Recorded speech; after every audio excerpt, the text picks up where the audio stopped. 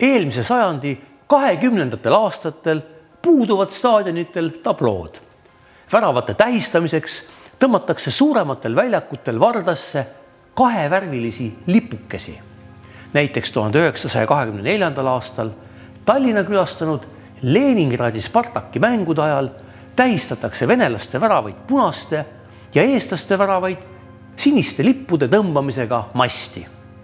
3 aastat hiljem Eesti meistrivõistluste otsustava mängu kohta kirjutab Päevaleht, et väravad märgitakse seisukohtade keskel asuvasse masti, kusjuures sinine lipp näitab Tallinna spordi ja kollane lipp Tallinna jalgpalliklubi edu. Samuti toimitakse Eesti koondise mängude puhul. 1928. aastal kirjutab Postimees eelseisvat Eesti-Rootsi maavõistlust silmas pidades. Nagu meile naljatoonis tähendati, olevat meie jalgpalliliit raskes peamurdmises, et kui palju kollaseid lipukesi valmistada Rootsi kollide märkimiseks ja kas siniseid lipukesi üldse maksab kaasa võtta. Mõned jällegi arvavad, et seekord kollaseid lipukesi tarvis ei minevatki, sest sinised minevad moodi.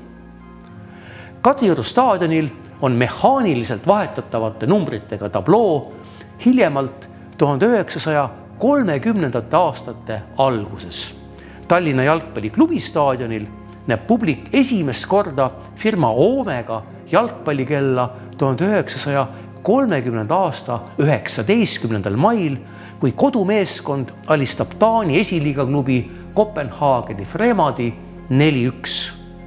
Kell näitab aega 3/4 oma plaadist ehk 45 minutit.